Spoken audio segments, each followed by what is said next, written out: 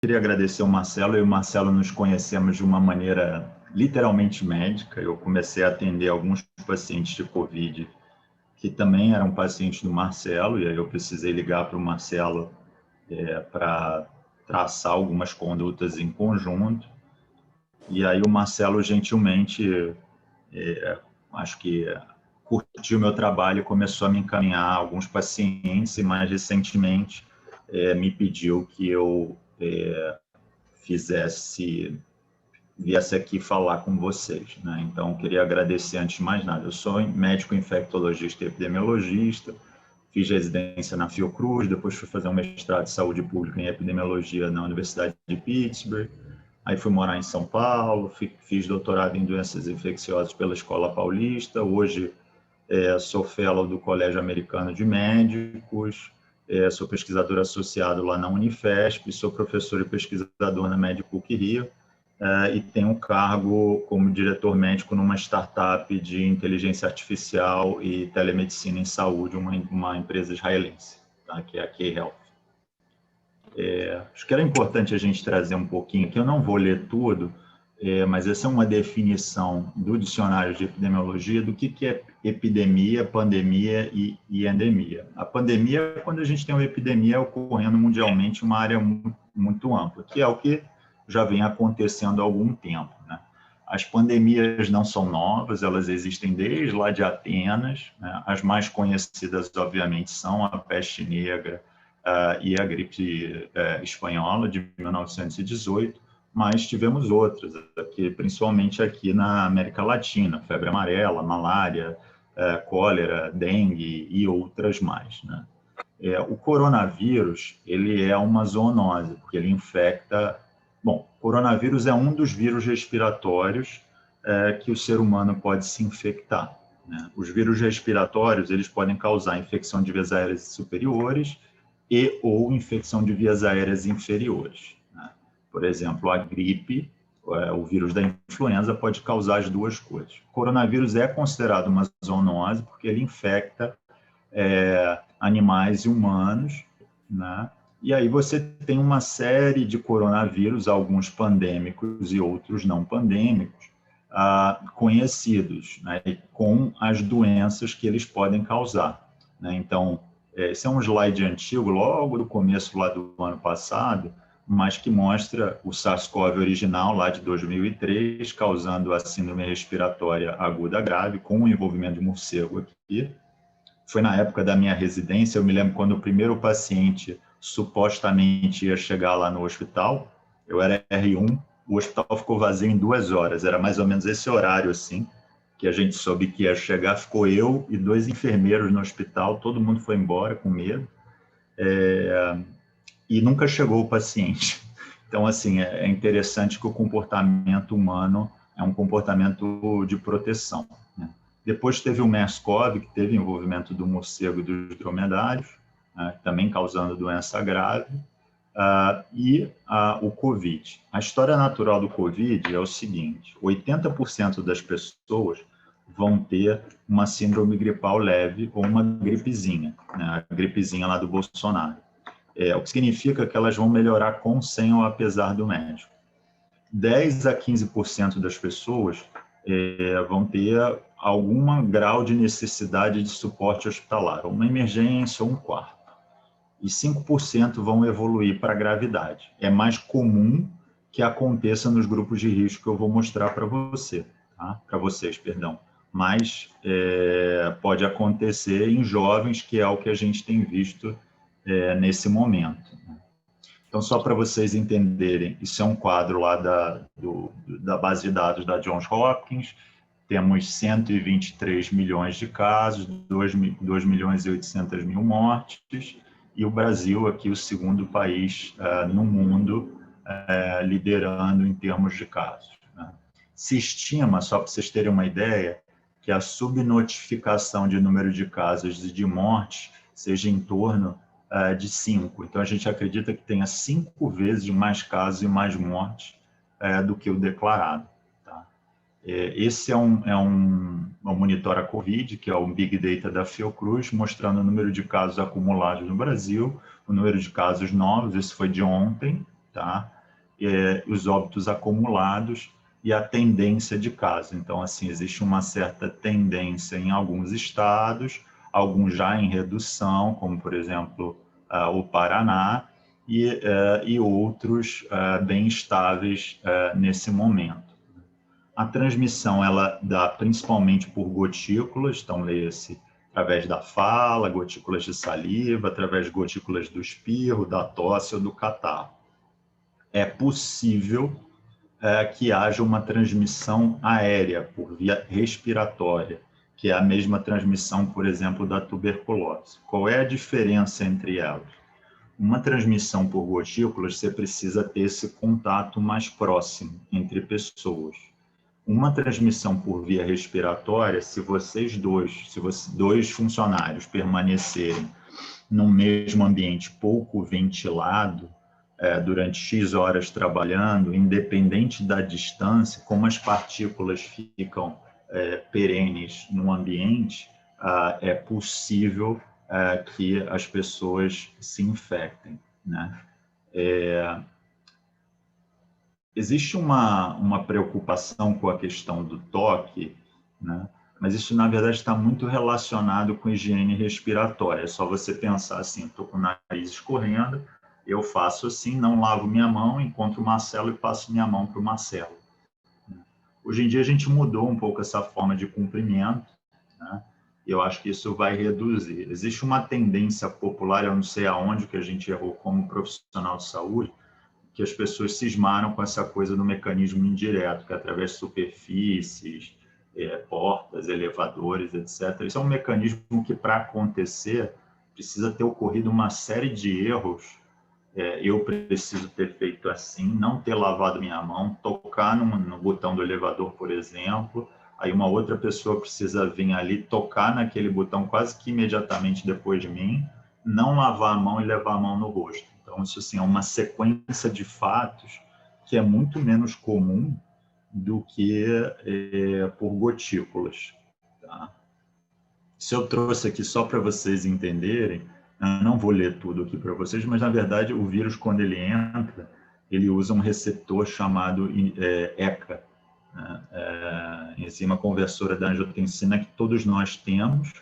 A gente começa a ter essa enzima a partir dos 18 anos, a gente começa a ter mais dessa enzima conforme a gente envelhece, e a gente passa a ter mais dessa enzima quanto mais sedentário nós somos. Então, uma das explicações que existe de atividade física reduzindo, às vezes, os quadros graves, ou reduzindo, às vezes, a gravidade do quadro, está relacionado com a menor quantidade de receptores da enzima conversora da angiotensina, né? E explicando um pouco, e eu vou resumir para vocês, que aqueles 5% que ficam muito mal, eles ficam mal por conta de um excesso de resposta do sistema imunológico. O sistema imunológico tem duas partes, é o sistema humoral, que é um sistema de anticorpos, que seria o equivalente a um Golden Retriever, ou seja, é um cachorro, mas não vai matar ninguém. E aí você tem a imunidade celular, que seria o equivalente de um Doberman, que é quem realmente rege o nosso sistema de defesa. Então, esse linfócito, essa imunidade celular, ou esse Doberman, ele faz uma resposta excessiva ao coronavírus, fazendo a tempestade de citocinas. E o que são essas citocinas? São esse monte de siglazinhas aqui que vocês estão vendo, tá? Interleucinas, TNF-alfa e outras aqui, que fazem uma grande síndrome inflamatória. Então, na verdade, a gravidade do COVID, se você for pensar, não vem por efeito patogênico, ou seja, efeito direto do vírus nas células, e sim quase como se fosse uma doença autoimune por excesso de resposta do vírus, do corpo. Hoje em dia, essas doenças, esses casos graves, eles inclusive já são tratados com moléculas que vão agir aqui, justamente onde está tendo a tempestade de citocina. Então, corticoides em altas doses, alguns anticorpos monoclonais de doenças autoimunes, por exemplo, o tocilizumab era uma molécula que era usada para artrite reumatoide. Existem outras moléculas de doenças autoimunes, principalmente colagenose, sendo estudadas. E o remdesivir já atua mais aqui no mais alto na replicação viral. Todas têm resultado muito semelhante nessas três classes de moléculas que eu falei para vocês. O resultado é em torno aí de 20% a 40% na redução de mortalidade, uso de ventilador mecânico e tempo de internação. Um paciente, quando a duração de sintomas médios é de 14 a 21 dias. Um paciente, quando ele fica internado na média 20 dias, 21 dias, partindo do princípio que ele foi internado por gravidade. Os sintomas, eu acho que hoje todo mundo já sabe: febre, perda de olfato e paladar, tosse, anorexia, cansaço, dor muscular, falta de ar, secreção respiratória. Tem 3 coisas que incomodam muitas pessoas: febre persistente, perda de olfato e paladar, 4, perdão. Esse cansaço, que em medicina a gente chama de astenia, e a falta de ar. A falta de ar, ao contrário da asma, é uma falta de ar inspiratória, como se o indivíduo não conseguisse fazer a expansão do tórax. É interessante que isso não se reflete numa queda de oxigenação, de saturação. É uma queixa mesmo de... Alguns pacientes relatam como se tivesse um cinto passado no tórax. O pessoal que tem mais idade aí, que usou polar, sabe o que é. Quando você corre com polar, aquela faixinha no peito, você tem uma dificuldade de fazer a expansão torácica, e seria basicamente isso, né? A doença ela tem 3 estágios. O estágio inicial, que é da primeira semana, dos primeiros 7 dias, onde você tem a replicação viral. Na segunda semana, todo mundo vai ter algum grau de acometimento pulmonar, e aí começa mais ou menos ali no 10º dia uma fase inflamatória, que pode ser de maior ou menor grau, que na verdade é a partir daqui, né, a partir dessa fase ali entre 2A e 2B, que o indivíduo tende a evoluir para a gravidade. Então, os casos que evoluem para a gravidade costumam evoluir ali entre o 7º ao 12º dia. O que a gente tem visto com a nova variante é que muitas vezes essa evolução para a gravidade acontece mais tardiamente. Então, é como se tudo isso aqui tivesse sido deslocado para a direita. Tá? Alguma dúvida por enquanto? Eu não, mas estou adorando, tá? Obrigado, Bruno, tá sensacional. De nada. Gente, desculpa, eu achei que a aula era ontem, eu entrei num link ontem eu fiz uma mistura de slides com pouco tempo que eu tinha, então pode ser que tenha coisas aqui que a gente não tenha falado. Por que alguns pacientes morrem, né? Na verdade, mais uma vez um mecanismo autoimune, quase como se fosse um erro inato do metabolismo. É interessante que esse mesmo tipo de erro acontece no HIV, tá? Eu sei que isso é tema da minha tese de doutorado. Então, na verdade, é como se você desligasse o interferon, quer seja por um erro inato, quer seja por autoanticorpos. O interferon é uma molécula que a gente tem no nosso corpo, que faz parte aí do grupo de respostas do sistema imunológico, para nos defender de patógenos, principalmente patógenos virais, né? Então, é como se você desligasse esse mecanismo, e aí você fica sujeito a uma agressão mais violenta por uma falta de proteção do seu próprio sistema imunológico, né? Os fatores de risco atuais, né, isso é do CDC, e aí eu quero deixar uma ponderação aqui para vocês.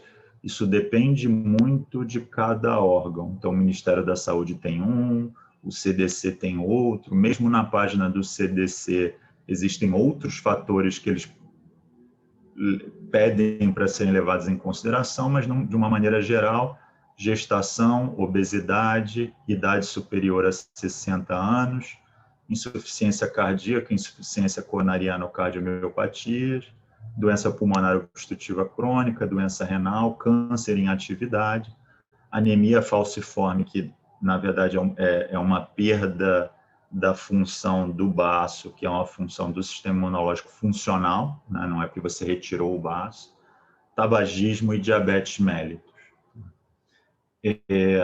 Você tem vários estágios da doença, né? Isso é o que a gente tem visto, né? Algumas pessoas conseguem retornar à linha de base de forma rápida, algumas pessoas demoram mais a retornar à linha de base, então são pessoas que demoram 21, 30 dias, às vezes 40 dias, a voltar ao estado de saúde plena.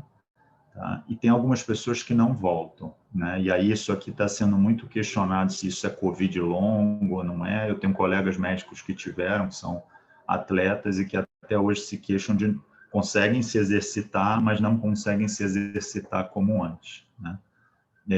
Existe muito questionamento sobre tempo de isolamento respiratório. A reunião que eu estava antes aqui de vocês era justamente sobre isso. Então, a gente tem recomendado ficar 10 dias para casos leves, tá? Vendo que aqui isso é de dezembro, essa recomendação, tá? E para casos graves, 20 dias, incluindo imunossuprimidos, né? Pacientes imunossuprimidos. Então, se você tem um paciente HIV, ainda que ele tenha sintomas leves, ele vai permanecer 20 dias isolados, né? Não está indicado fazer um PCR para retornar ao trabalho, e, além dos 10 dias de isolamento, esse indivíduo tem que estar 24 horas sem febre. Porém, isso foi antes das novas variantes. Qual é a característica da variante? A variante antiga, eu vou mostrar aqui visualmente para vocês, ela era um triângulo dessa maneira, ou seja, ela subia, fazia o pico da carga viral, depois descia numa angulação de quase 90 graus. O que acontece com a variante nova? Ela sai desse triângulo e passa a ser um teorema de Pitágoras. Ela tem uma queda mais em 45 graus. Com isso, você tem uma eliminação viral por tempo prolongado. Então, já existe questionamentos. Por exemplo, existe um trabalho de Harvard mostrando que com a variante inglesa, essa eliminação viral foi de 12 dias. Então, existem já questionamentos se a pessoa não deve ficar 14 dias ou 21 dias. Na prática, eu tenho liberado com 14. As pessoas que têm condições de ficar 21 dias isoladas, eu peço para ficar isolado. Mesmo assim, quando retorna ao trabalho, retorna com o uso de 2 máscaras, preferencialmente. Tá? O diagnóstico é essencialmente feito com PCR, é feito essencialmente com PCR na presença dos primeiros sintomas. O PCR de nasofaringe ou de via oral ou PCR de saliva, ele vai positivo até o 7º dia, né? Posteriormente, como a doença desce para as vias aéreas inferiores, teria que ser feito PCR de lavado broncoalveolar ou de secreção traqueal. E, posteriormente, existe uma eliminação viral pelo trato intestinal, que você também poderia fazer diagnóstico, né? Apesar de ser utilizado os anticorpos de fase aguda de diagnóstico, né? Lembrando que anticorpo não tem nada a ver com o vírus, é uma produção nossa, né? Tem anticorpos de fase aguda e anticorpos de longa duração. Os anticorpos só servem do ponto de vista de estudo soroepidemiológico, como é o EpiCovid, para você saber quanto da população brasileira foi contaminada. E vou explicar por quê. Porque a gente precisa detectar as pessoas mais perto dessa linha preta. Se eu deixo para detectar a pessoa aqui, essa pessoa já passou 1 a 2 semanas infectando Deus e o mundo. Então, a gente precisa sempre incentivar que as pessoas façam o mais precocemente possível o PCR. O teste de antígeno, que alguns chamam de PCR rápido, é um teste bom, só que ele tem um problema. Quando ele é positivo, ele é positivo. Ok, não precisa fazer PCR. Mas quando ele é negativo e a pessoa tem alta suspeita clínica, é necessário fazer um PCR para excluir a doença ou não. Ou seja, ele tem uma baixa especificidade como teste diagnóstico. Não. Uma dúvida que as pessoas sempre têm, que é tempo de duração dessa IgG. Né? Se a duração dessa IgG é em torno de 6 meses a 9 meses. Tá? A gente não sabe Bom, então as pessoas estariam 6 a 9 meses protegidas. Os casos de reinfecção no mundo têm sido menos comuns do que imaginamos, tem sido em torno de 1%, né? Essa IgG aparentemente não impede que você seja um portador assintomático. Ou seja, você pode pegar o vírus de uma pessoa, transmitir para outra, mas não desenvolver a doença. Tá? Que é um caso até de um paciente que o Marcelo me mandou essa semana. Tá? Então, por isso que a gente recomenda que as pessoas continuem com as precauções. Tá? O diagnóstico é feito por PCR, está aqui. Marcelo, depois eu mando essa aula para vocês distribuírem internamente na clínica. Tá? Tratamento, não existe tratamento, ponto. Bruno, mas eu ouvi que o vizinho fez um protocolo. Gente, é matemática. Se o protocolo do Bruno, vou fazer uma brincadeira aqui com vocês, você está com Covid, você dá 2 pulinhos para a direita, 2 pulinhos para a esquerda, 2 para frente, 2 para trás, você vai dizer, puxa, que maravilha, eu usei o protocolo do Bruno dos pulinhos e fiquei bom. Não foi meu protocolo que foi bom, é que matematicamente você tinha 80% de chance de melhorar. E as pessoas que evoluiriam para a gravidade também vão evoluir para a gravidade independente do tratamento.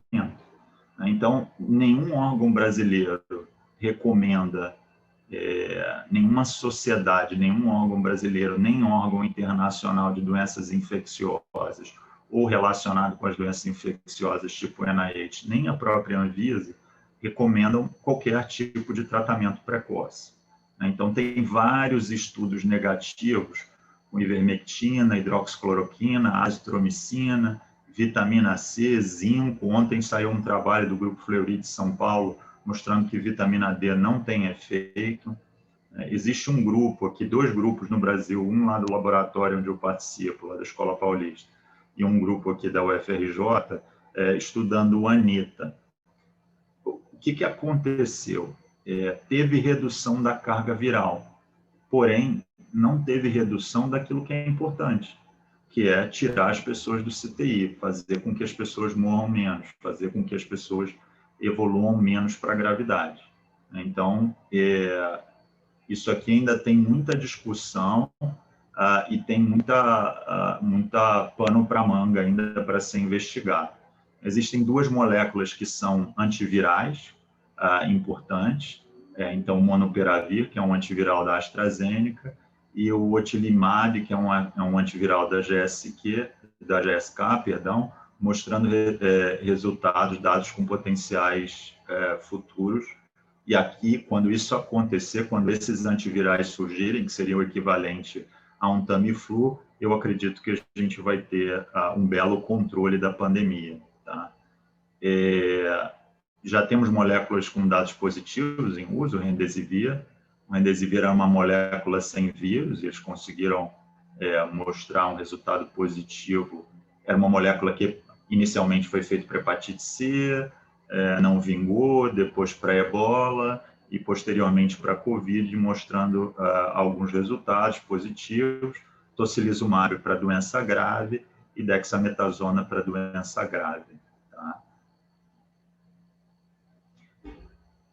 Aí sempre me perguntam assim, Bruno, por que você não prescreve o kit COVID? Kit precoce, qualquer que seja o nome. Isso se chama princípios da bioética.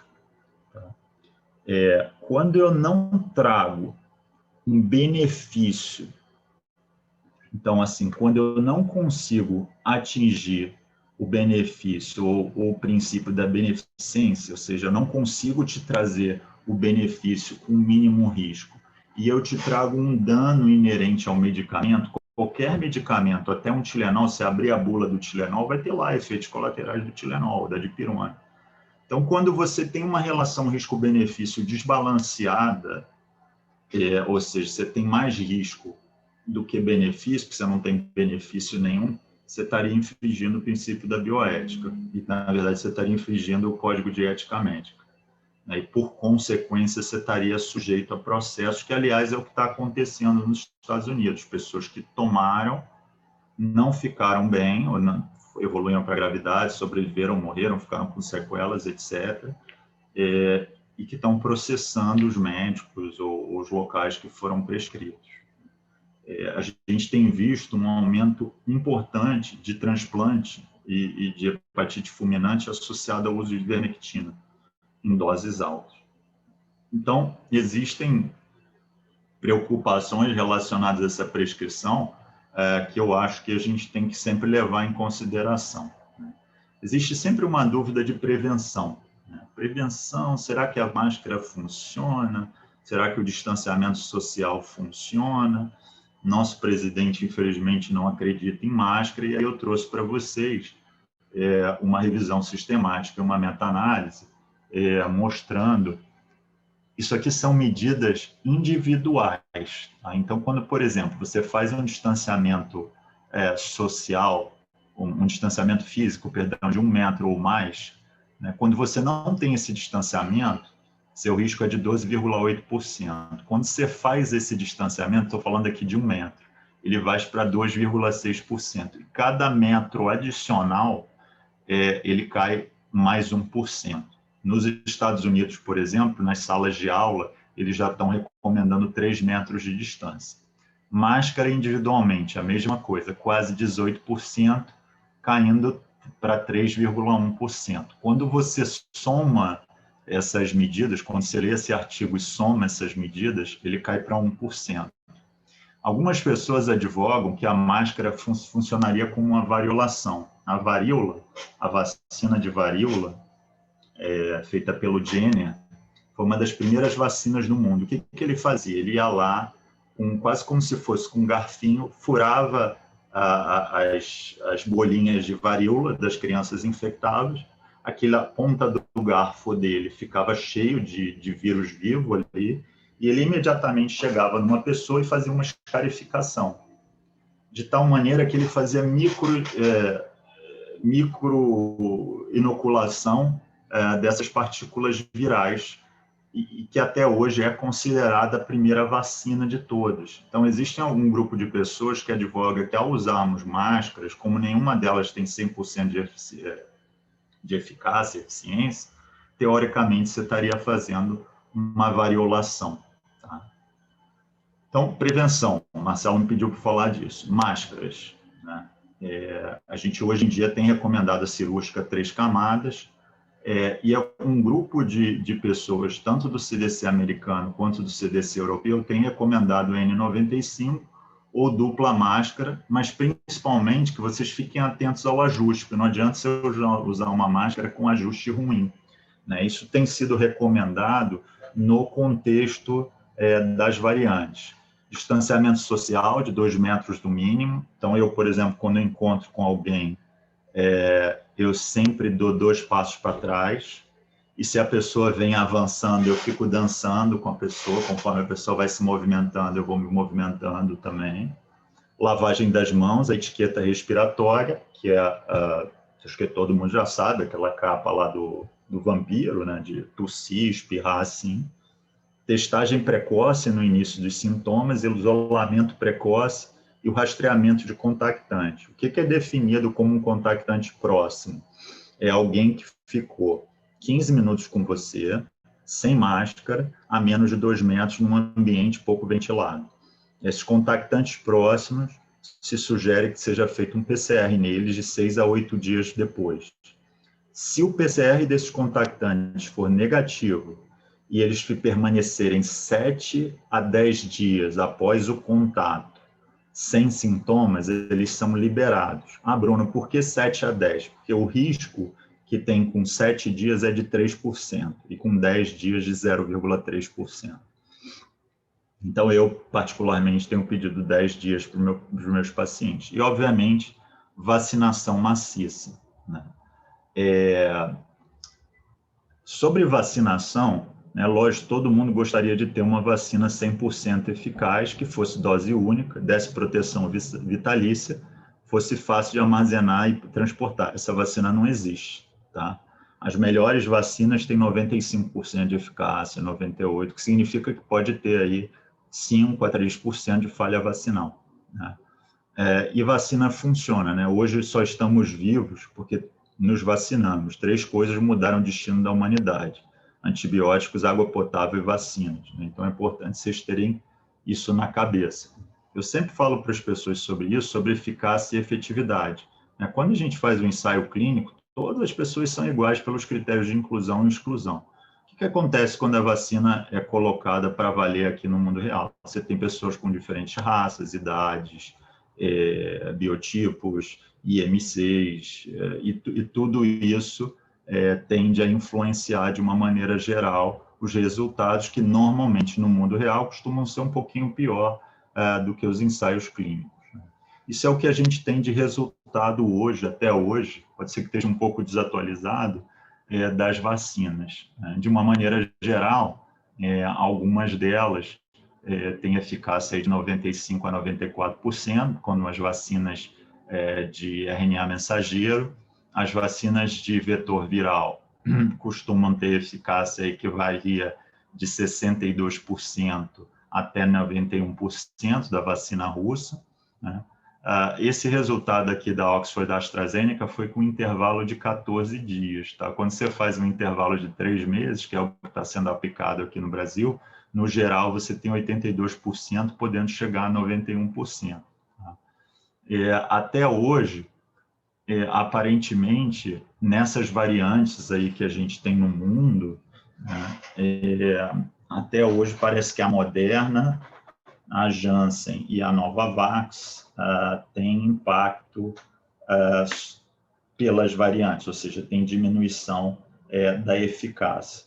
A Oxford AstraZeneca depende da variante, né? Essa variante P1 que a gente tem, aparentemente não tem implicância tanto na AstraZeneca quanto na Coronavac. Tá? O objetivo das vacinas que foram feitas para a COVID é reduzir o número de óbitos e reduzir o número de internação, tá? Mas existem algumas que aparentemente também têm impacto na redução de transmissão entre pessoas. Isso já foi demonstrado pela Pfizer e pela Oxford AstraZeneca. Isso aqui é um pouco da mutação. A mutação, gente, ela acontece em boa parte dos vírus RNAs, né? E ela acontece como uma forma do vírus tentar sobreviver. O que a gente viu nessas mutações, né, e as mutações principais atuais são as mutações da Califórnia, a mutação da África do Sul e a mutação P1 brasileira, é que essas alterações nas proteínas virais aconteceram justamente nas proteínas da proteína S, que faz a parte da coroa do vírus. Isso faz com que o vírus fique mais tempo grudado nas células. E aí, como ele fica mais tempo grudado nas células, ele transmite por um tempo maior. Então, é aquela coisa do triângulo que eu falei para vocês. Em vez de ser assim, passa a ser um triângulo com uma angulação, com uma queda mais prolongada e mais tardia. Isso até explica também por que esses pacientes estão tendo uma doença grave mais tardia, né? A variante P1, ela tem sido boazinha com a gente, tá? Mostrando que, na verdade, ao contrário do que aconteceu na Inglaterra e em outros locais, a variante P1 ela consegue ter boa resposta, ou seja, os anticorpos de infecção prévia conseguem fazer o papel deles contra a P1, bem como as vacinas que nós temos e os anticorpos monoclonal também têm boa resposta. Mas isso é uma verdade para P1, e como vocês viram recentemente, já existem outras variantes surgindo no Brasil, porque o vírus não para de circular, né? Então, quando a gente pede que as pessoas fiquem em casa, façam medidas não farmacológicas, restringam encontros, etc., né? Justamente para evitar essa circulação do vírus e evitar essas mutações, que hoje estamos ok com a P1, né? Mas pode ser que surja uma outra variante que não nos dê essa chance, né? A variante inglesa, a variante inglesa, por exemplo, é uma variante que ela aumentou a letalidade em 50%, e a transmissibilidade em 30%. Né? Quando você faz um aumento, quando você faz quando você tem uma mutação, ela pode influenciar na transmissão e no óbito, na agressividade. Se você tem as duas coisas ao mesmo tempo, é um terror.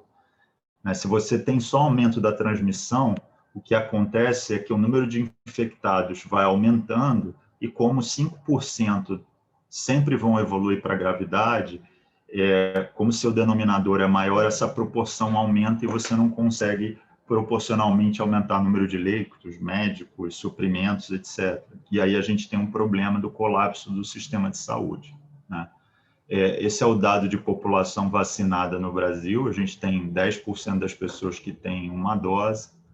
Vou pular aqui um pouquinho para vocês. Essas são sobre as variantes. Tá? Isso é do mês retrasado. Então, sabia pouco sobre as variantes brasileiras, né? Mas eu já dei bastante informação para vocês. Né? Aqui é o dado da AstraZeneca mostrando redução na transmissão na Inglaterra de 67%. Esse é o dado de Israel que vocês já viram, redução de 60% de infecções. Lembrando que Israel, junto com a vacinação, fez um lockdown mesmo, não esse isolamento tupiniquim que a gente faz aqui. Eles fizeram um estudo, tanto da Pfizer quanto da Oxford, na Escócia, mostrando, estudo de vida real, né, mostrando uma efetividade de 94% de Oxford, comparado até com 85% da Pfizer. Né? Então, isso é interessante. Por que não dá para a gente comparar os estudos, gente, quando a gente fala de eficácia de vacina? Porque tem números de pessoas nos estudos diferentes, quantidades de dados, locais que foram feitos, como que eles definiram o que era um evento de Covid-19 pós-vacina, ou seja, como que você define seu desfecho primário, sua eficácia primária. Somente 3 vacinas incluíram um número substancial de pessoas com mais de 55 anos. Né? Você tem uma questão de proporção de pessoas com alto risco de Covid devido à raça, fatores de risco, ocupação, obesidade, que varia muito de país para país, né? E não tinha a questão anterior à pandemia, né? de variantes na época que eles fizeram. Então, o que eu digo para todo mundo, tem que vacinar com o que tem, porque a vacina é melhor do que a situação que a gente tem atual, que é nada. Pode ser que no futuro a gente descubra uma receita de bolo. Olha, primeiro você faz uma Coronavac, depois você faz 2 doses de Oxford, depois você faz um booster com a vacina da Pfizer. Isso a gente ainda vai descobrir como cenas dos próximos capítulos. Tá? E aí tem esse artigo aqui da BMJ que ele faz essa comparação entre os estudos, mostrando como que cada um fez, incluiu em termos de faixa etária, população, e por que a gente menciona que esses resultados são incomparáveis. Tá? Só para vocês saberem, em termos de segurança, existe muita dúvida sobre isso. Aonde que importa? É aqui, ó.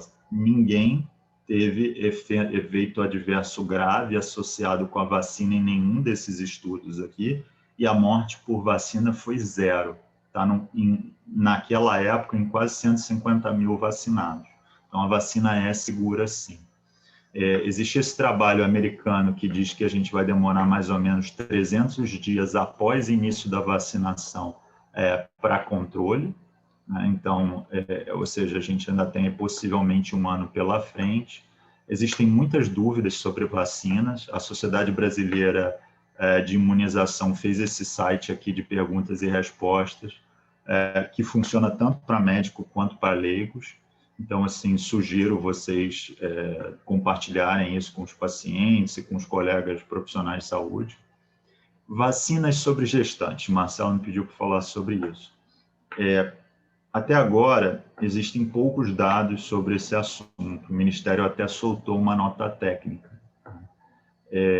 Mas, aparentemente, as vacinas são seguras nessa população em gestantes e mulheres amamentando. Como o risco de uma gestante ao contrair Covid é extremamente alto, que ela entra como grupo de risco, a gente tem recomendado vacinar mesmo gestante. Em termos de plataforma, a plataforma da Coronavac, do Butantan, é uma plataforma, por ser vírus inativado, que é igual a vacina da gripe, teoricamente seria uma plataforma mais segura. Tá? Mas há dados também da Oxford AstraZeneca, mostrando que ela é segura também, e da Pfizer mostrando que ela é segura. Aqui está a nota técnica, tá? Eu tirei foto da nota técnica inteira para mostrar aqui para vocês, não vou ler a nota técnica toda, tá? Mas no final ele recomenda a vacinação, né? Recomenda também que elas pertençam ao grupo prioritário, principalmente se comorbidades, com comorbidades, mas que a decisão tem que ser baseado em médico-paciente, né?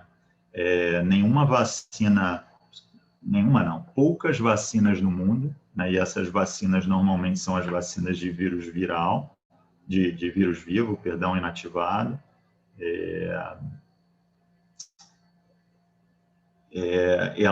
Elas têm efeito na vacina, né? Tem efeito no feto, perdão, e na gestação. Existe um trabalho feito aqui por um grupo do Rio de Janeiro, lá do Hospital Jesus, que acompanhou uma coorte de 300 grávidas com vacina tríplice viral, sem nenhum efeito teratogênico, alteração de tempo de gestação, desfecho ruim no parto, ou a alteração fazendo malformação fetal, né?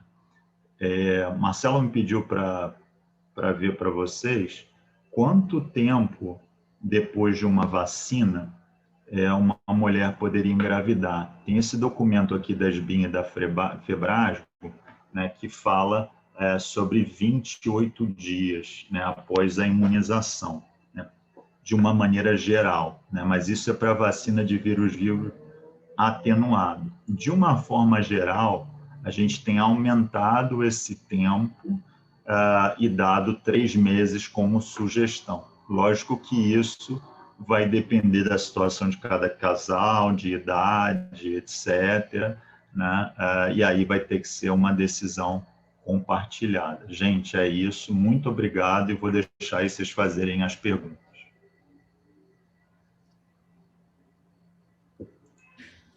Poxa, Bruno, muito mais do que a expectativa, ficou linda a aula, tirei muitas dúvidas, muitas mesmo.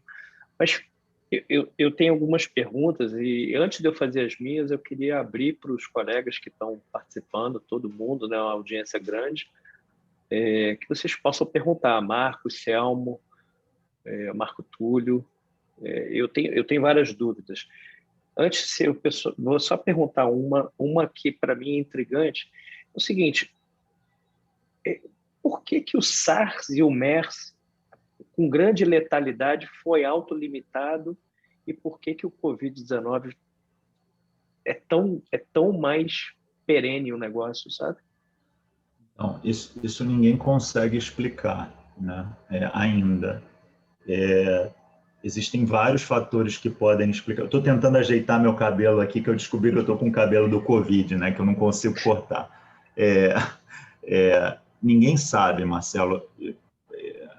Foi encontrado o vírus em algumas cidades do Brasil, Milão, Madrid, eu acho, 3 a 6 meses antes, no esgoto, antes do primeiro caso aparecer no mundo. Então, ninguém sabe efetivamente se isso já estava circulando. Pouco tempo antes de ter a questão do Covid, lá dia 31 de dezembro de 2019, teve, mais ou menos em outubro, novembro, teve jogos militares juvenis na China. Então, o que a gente acredita é que, na verdade, foi muito mais um fator epidemiológico de você ter muitas pessoas reunidas num lugar e elas se infectaram e elas levaram para o mundo, do que outra coisa, né? Pode ser também que o vírus tenha tido uma mutação e tenha desenvolvido esse sistema aí de gerar essa resposta imune excessiva, né? Que é a tempestade de citocinas, né? E uma coisa que eu esqueci de falar é que esse vírus tem a mesma característica que o HIV, ele entra no linfócito, se replica e mata o linfócito. Então, por exemplo, tenho visto neutropenia que há muito tempo eu não via. Tenho visto neutropenia da época de neutropênico febril lá de residência, ou linfopenia de paciente HIV grave, tipo 800, 500 linfócitos, né? Que assim, você começa a tremer, você diz, bom, né? E a gente tem visto também infecções secundárias pós-Covid. Então, essa situação ninguém sabe. Talvez a gente tenha feito um melhor trabalho antes, tá, Marcelo? Até de redução da circulação, talvez o mundo era menos populoso, né? Então, tem uma série de fatores que podem explicar. E o que a gente faz diante de um paciente? Acabei de ver uma paciente que a função seria sexta-feira, PCR positivo. Então, eu vou cancelar o tratamento e vou mandar ela marcar uma consulta contigo. Mas, efetivamente, o que você recomenda ao paciente? É só observação? Tem alguma... Então, tem que agravamento de sinais clínicos? Então, tem que testar. É que, assim, como a aula não era clínica, né, eu decidi não falar sobre isso. Claro. Né? Mas, assim, primeiro tem que testar, e testar o mais breve possível, e isolar, e fazer a pergunta dos contactantes, né, e fazer o rastreamento de contactantes. Esse é o primeiro ponto. Tá? Eu já tive famílias que não fizeram rastreamento de contactantes, a família teve que ficar 60 dias em casa, porque terminava uma, abriu outra, terminava... Então, assim, e isso é uma coisa, né? A família fica numa bolha. Então, basta ter um, todo mundo faz o isolamento junto. Isso eu não falei durante a aula. Né? A minha pergunta, Bruno, ela é o seguinte: 5% evolui mal, né? Com necessidade de UTI. Então, a gente faz monitorização, respondendo a tua pergunta, a gente monitora esse paciente. Eu normalmente...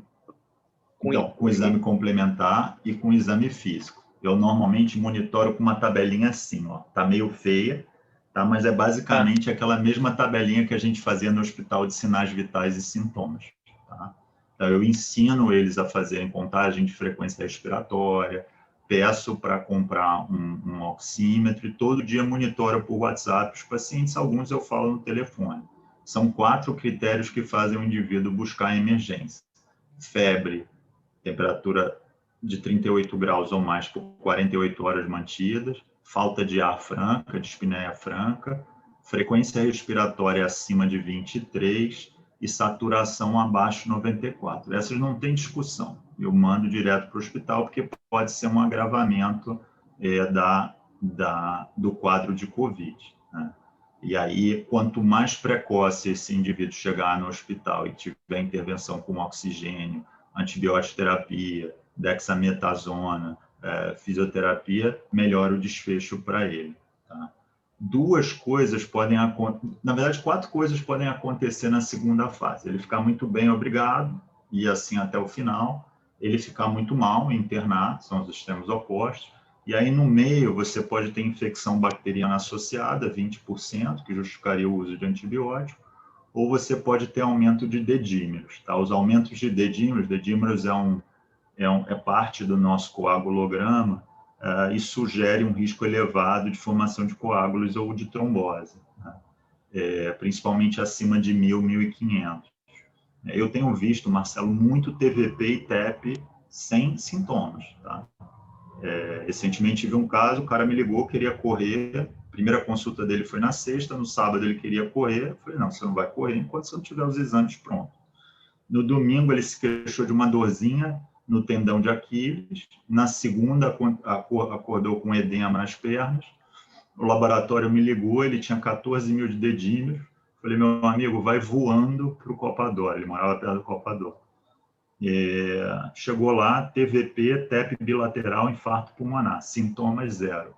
Então, assim, a gente tem feito anticoagulante, essa história do anticoagulante é muito controverso no ambiente ambulatorial, tem médico que faz, tem médico que não faz, tem guideline que permite, tem guideline que não permite, ou seja, guias, né? E aí, de uma maneira geral, eu particularmente prefiro fazer. Tá? Eu tive até hoje uns 3 pacientes com PEP. Todo paciente positivo tem necessariamente que fazer rastreio no dedímero? Tem. Tá. de uma maneira geral, é isso, né? Gravidade da doença. E aí tem um outro tema que eu não quis entrar, mas que eu acho que, na verdade, isso está para debaixo d'água. Isso vai aparecer depois e vai ser o maior impacto que a gente vai ter no sistema de saúde, produtividade, aposentadoria, que é o Covid longo, que é o Covid de longa duração, né? Então, a gente tem tido muita queixa de cefaleia, tem tido muita queixa de queda de cabelo, de fadiga crônica, de desautonomia, de alteração de memória, alterações psiquiátricas. Então, acho que isso vai ter um impacto gigante na produtividade da nossa população e que ninguém está enxergando isso, né? E assim, eu tenho já uns 3 meses falado isso, gente, olha só, tem que começar a falar isso, porque do ponto de vista de economia em saúde, que é uma outra área que eu trabalho, você vai aumentar demais o custo em saúde, e aí não vai ter jeito, né? Então, isso é uma área cada vez mais preocupante dentro da medicina no que concerne a Covid. Adorei, Bruno. Alguém quer fazer alguma pergunta? Eu tenho mais uma pergunta, mas deixa o pessoal Eu perguntar. tenho. Marcos, Selmo. Eu tenho. Ô, Bruno, primeira coisa, te agradecer. Eu vou te dizer, você imagina quantas vezes a gente já escutou falar de Covid. Foi a melhor apresentação que eu já tive nesses últimos 13 meses de Covid, disparado, cara. Super obrigado, assim, achei, eu vou falar brilhante, mas realmente foi brilhante, não tem mascação aqui, não. Realmente foi sensacional. Não tirei o olho da tela um minuto, assim, fui anotando, fui... E aí eu tenho 3 perguntinhas, uma divide em duas, pode? Pode, claro. Acho que são duas eu me responder mais tranquilo. Uma pergunta que foi motivada até por uma coisa que você me falou aí, que apresentou. Eu fiquei meio assim, bom, as duas são mais simples. Eu tenho escutado recentemente falar do efeito da vacina do MMR, que isso pode ter um efeito protetor. É verdade isso? Então, tem 2 estudos acontecendo. Tem um estudo aqui do Rio de Janeiro, que é até a doutora Margarete, que aparece na Globo News, que vocês devem ver, fazendo estudo com BCG, e tem um MMR lá do pessoal de Santa Catarina, aparentemente com resultado positivo, né? Independente disso, Selma, eu acho que é importante, porque pouco tempo antes da pandemia começar, a gente estava tendo surto de sarampo, né? Então, assim, eu acho que é importante, e sarampo em adultos, só eu atendo uns 3 casos no consultório. Então, assim, eu acho que é importante a gente manter essa vacinação de qualquer maneira, né? E já tem vários benefícios também de outras vacinas, porque você reduz o patógeno, tipo, você reduz o pneumococo, você reduz o vírus da gripe, então não tem chance de eles acontecerem juntos, e aí você reduz a gravidade das doenças, né? Então, independente se tem um efeito direto no COVID ou um efeito indireto, né, pela imunidade celular, eu acho que tem que vacinar, isso procede, tá? Saiu até em Santa Catarina, mas, assim, eu não sei o que aconteceu na população brasileira, e aí não é uma crítica ao senhor, pelo amor de Deus, mas, assim, a gente está buscando a cura milagrosa, né? A gente está buscando o xamanismo, né? Isso me incomoda muito, porque, na verdade, a gente não está fazendo aquilo que a gente precisa fazer, né? Então, igual o indivíduo que está acima do peso, em vez de ele controlar a qualidade de vida dele, estilo de vida, fumo, consumo de alimentos, atividade física, ele prefere fazer uma bariátrica, né? Então, assim, eu tenho esse questionamento só, mas se realmente a MMR mostrar mais, né, tiver aquela clássica apresentação científica, né, você consegue reproduzir isso em vários locais, ou eu acho que vai ser principalmente no Brasil, que a gente tem ampla taxa de cobertura vacinal, ia ser uma solução, né? Você me pegou numa semana ruim, Selma. Se fosse umas semanas atrás, eu acho que eu estaria mais otimista. As últimas 2 semanas eu tenho estado mais pessimista, assim. Então, mas assim, eu acho que é muito bacana. E queria te agradecer pelas palavras gentis aí da aula. Ô, Bruno, a segunda pergunta também tem a ver um pouco com o xamanismo, assim, né? O pessoal está falando aqui em Belo Horizonte muito de imunoglobulina, cara, tratando paciente que está na enfermaria, não é paciente CTI. Na verdade, eu tenho sido perguntado: ô, fulano está no hospital e dando imunoglobulina, o que é isso? A imunoglobulina, ela, se você pensar, ela é feito num cavalo, ou a imunoglobulina humana, que aquilo é um pool de anticorpos, né? E a gente usa em várias doenças. A gente usa em citomegalovírus, por exemplo, gestacional, a gente usa. Em quem realmente confirma, né, citomegalovírus gestacional. Então, assim, faz sentido, mas se você olha, por exemplo, as diretrizes da Sociedade Americana de Infecto, por exemplo, ela só diz assim, olha, anticorpos monoclonais, tipo lá o que o Trump usou, ou anticorpos neutralizantes, né, que a gente tem visto no Hemorrio, no Sírio-Libanês, em outros locais, devem ser usados só num contexto de pesquisa clínica. Eu não critico os colegas que usam, porque a gente foi treinado, Selma, a diagnosticar, tratar e salvar vidas. Então, isso é uma tentativa do indivíduo de salvar a vida do outro, né?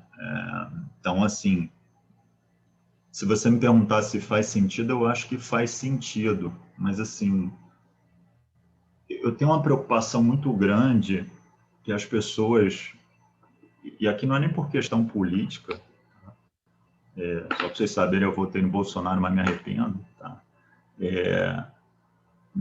Declarando meu conflito de interesse aqui de uma forma bem transparente.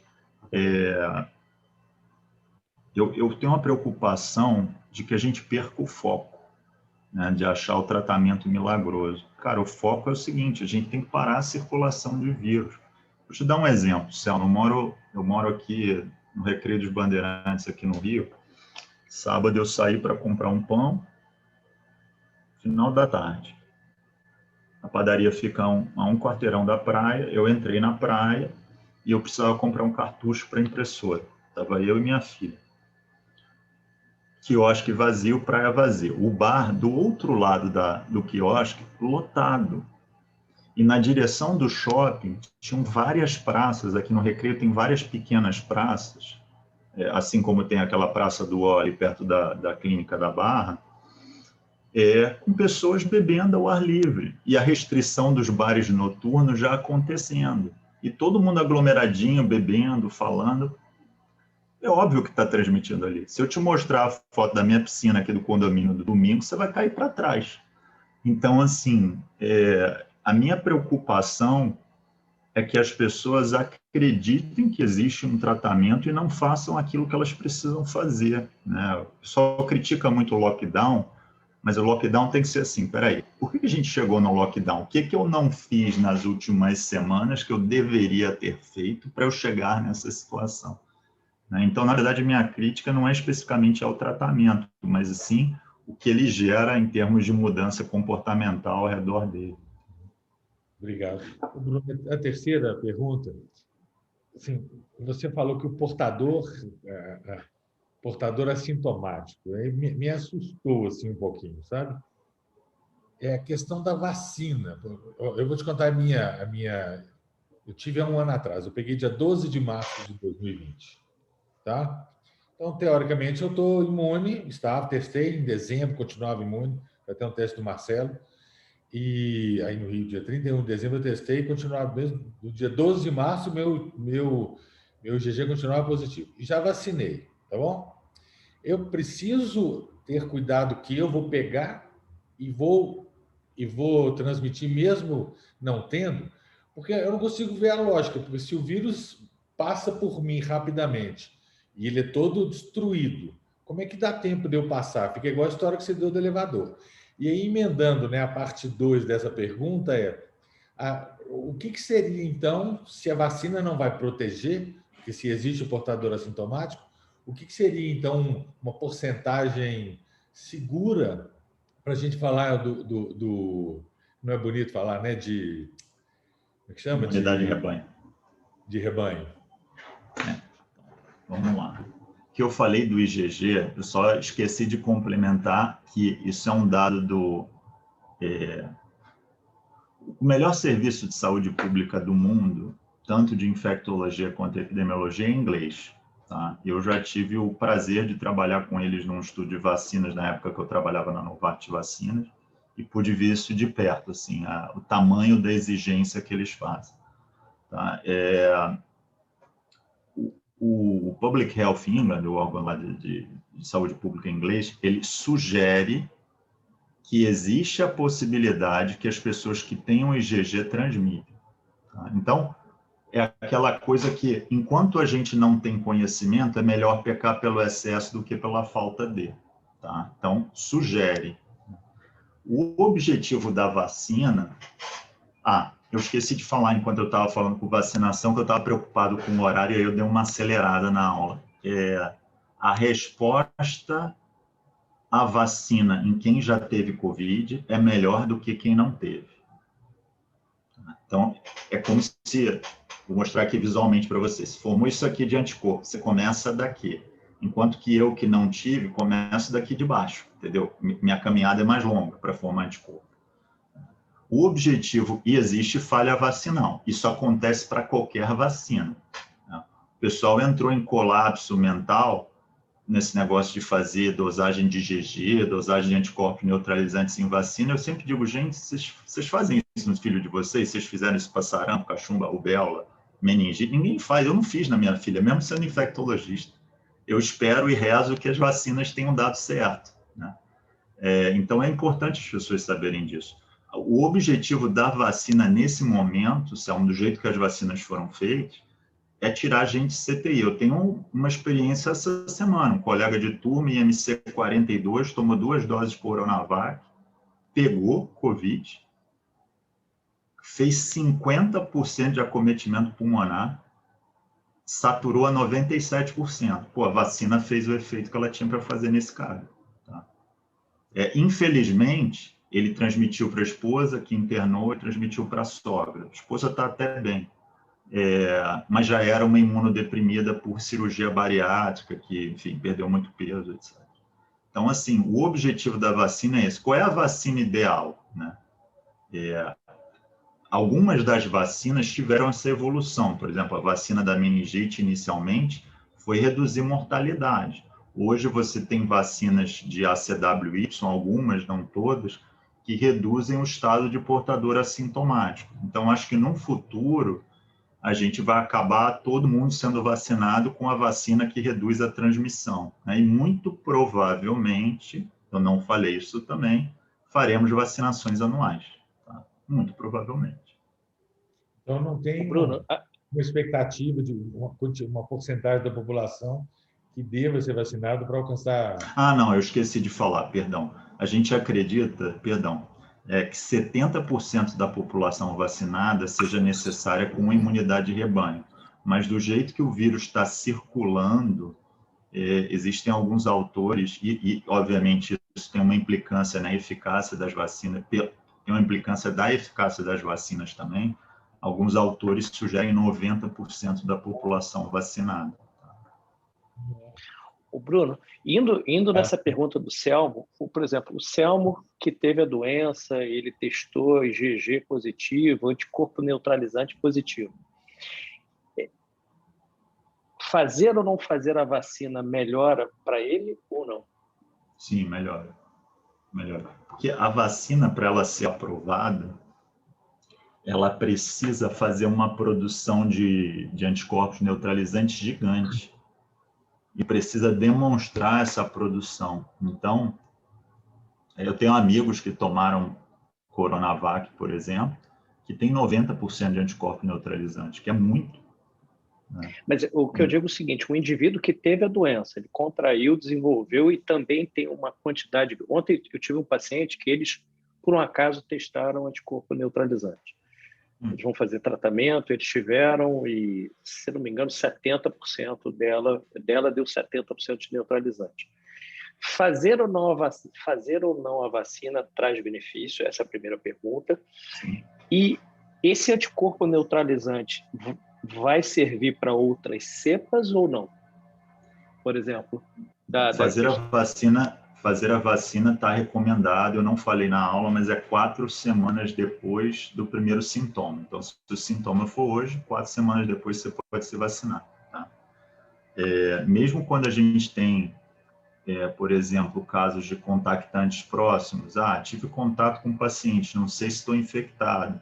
meu dia de vacinação é amanhã, vacina ou não vacina? A gente sempre recomenda vacinar, tá? Porque o benefício é maior do que o risco. O que você me perguntou? A segunda pergunta eu esqueci. Se o fato de ter, por exemplo, eu tive a doença, estou curado e tenho um anticorpo neutralizante alto, a vacina vai me dar mais proteção para as cepas ou já? Depende. Depende. Essa Depende é uma de dúvida qual cepa. Entendi. Entendeu? Depende de qual cepa. Fala, Jorge. Mas... Bruno, Marco Sampaio, tudo bem? Tudo bom. Parabéns, confirmo com o Marcelo, brilhante, maravilhoso. Minha curiosidade hoje, algumas, né? Uma delas é que a gente vê os dados de Israel e os dados dos Estados Unidos, que um percentual muito menor do que a imunidade de rebanho usada antes, o índice de morte despencou. Isso você acha que foi por causa do lockdown associado ou realmente com um percentual menor já começa a manifestar? Eu posso te falar, Marcos, porque como eu trabalho nessas empresas israelenses, eu falo com eles toda semana. Eles estão em lockdown desde a época do Natal. Saíram, sei lá, tem 2 semanas. Então, assim, eles ficaram num tempo prolongado. O lockdown realmente funciona. Em 10 dias já tem redução de 30% de transmissão. Tá? Então, eu acho que, na verdade, é efeito duplo. É pressão dupla que você está fazendo no vírus, né? E aí você ganha tempo, porque quando você faz lockdown, na verdade, lockdown serve para você ganhar tempo, reduzir a supressão viral e ganhar tempo. Ganhar tempo para desenvolver o sistema de saúde, ganhar tempo para ter mais leitos. No caso deles, o que eles fizeram? Eles ganharam tempo para acelerar a vacinação.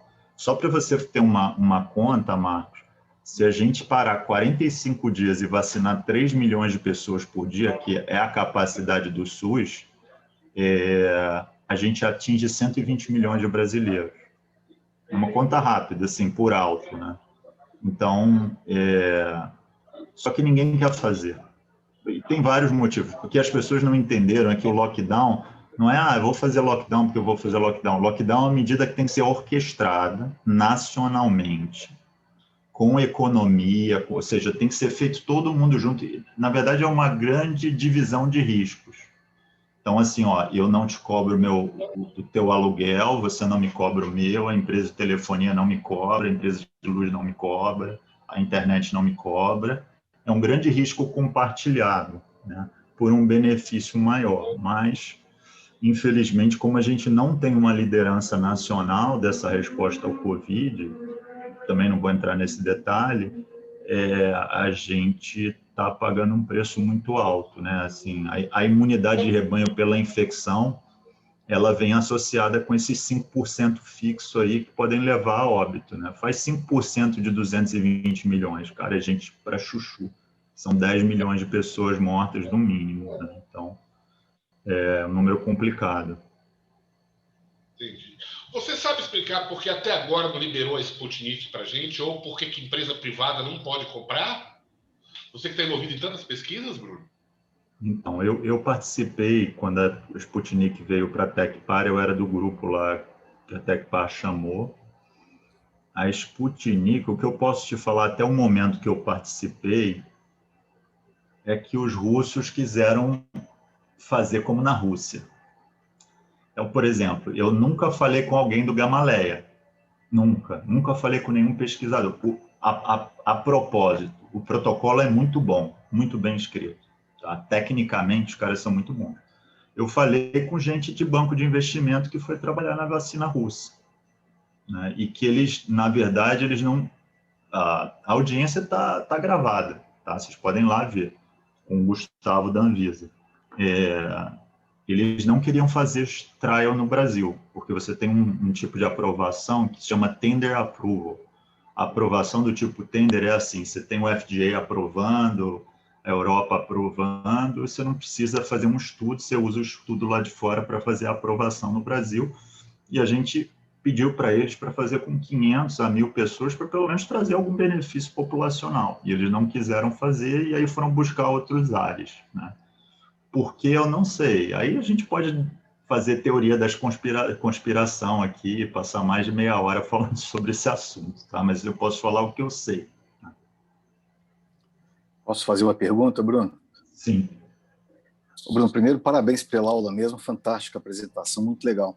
Primeiro, um comentário, né, em relação às gestantes que testaram positivo com aumento dos níveis do dímero D.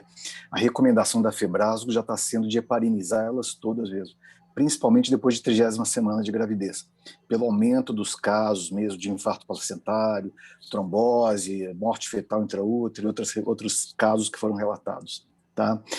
E a pergunta é a seguinte, dentro dos tipos de vacina que existem hoje disponíveis, a impressão que me dá é que a grande maioria delas pega essas mutações que aparecem, elas não vão perder eficácia por causa das mutações. Tem algum tipo dessas vacinas, pelo tipo de proposta delas, que são mais suscetíveis a falharem diante dessas novas mutações? Então, me dá só um minutinho, que eu tenho uma paciente às 2 horas. Deixa eu só falar para ela que eu vou me atrasar um pouquinho. Não, mas o Bruno, vamos só responder essa pergunta e nós vamos encerrar, para você poder seguir. Tá, peraí, deixa eu só avisar logo aqui para ela, que aí eu ganho um tempinho, Marcelo, para tomar um café também. Tá. Respondendo, assim, eu particularmente, desde o começo, eu tenho feito Clexane na gestante, tá? Justamente porque eu acho que o benefício é maior do que o risco, tá? Até porque, assim, o dedímeros é pelo Covid, o dedímeros é pela própria gestação. Aí você pega, às vezes, uma gestante que está com vocês, que já tentou, sei lá, 3 vezes engravidar, ela finalmente consegue, né? Então, assim, acho que vale o benefício. Aparentemente, a única mutação, eu vou te responder ao contrário, tá, Marcelo? Marco, perdão. A única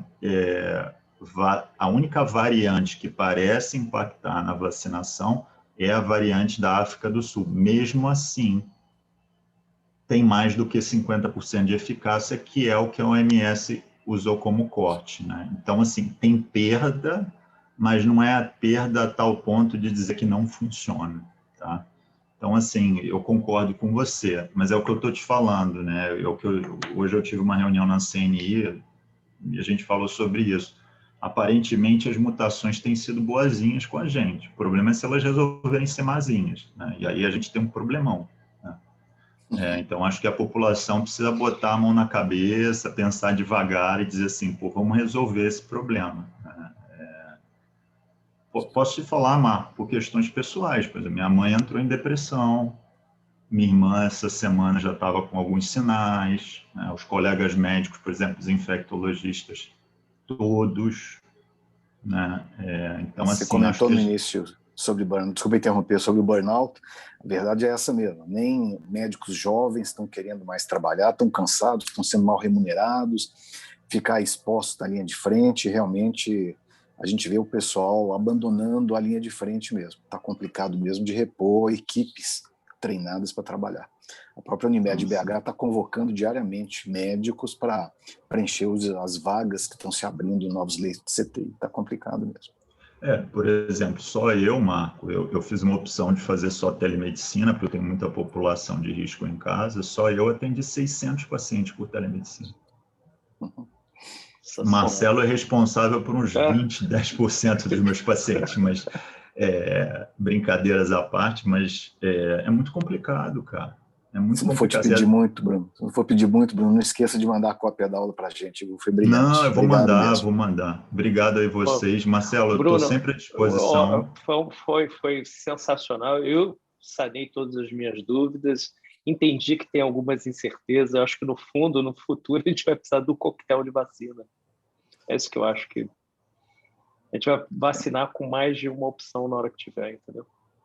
Eu, por exemplo, agora em abril eu tomo minha segunda dose da Oxford, mas já estou assim, pô, onde que eu posso conseguir uma dose da Pfizer? Já estou assim, sabe, já pensando lá para frente. Foi bom entender que isso traz benefício. E entender também que essa questão, a questão de ter imunidade, ter o anticorpo neutralizante de uma infecção prévia, não dá para a gente relaxar, entendeu? Não dá. Até porque, assim, hoje essa variante P1, que é 80% da variante do país, ela está sendo boazinha, mas pode ser que a próxima já não seja, entendeu? Então, Entendi. é difícil, Marcelo, acho que é difícil para as crianças, né? É difícil para todo mundo. Todo mundo. Mas queria agradecer, dou a Pô, aula, assim, um obrigado. prazer. Foi sensacional. Foi sensacional. E estou à disposição. Foi muito legal, tá? Obrigado, Bruno. Obrigado a todos aí que... Obrigado. Ótimo dia para você, tá? Obrigado, gente. Obrigado, Marcelo. Até a próxima. Tchau, tchau. Abraço para todos. Tchau. Obrigada.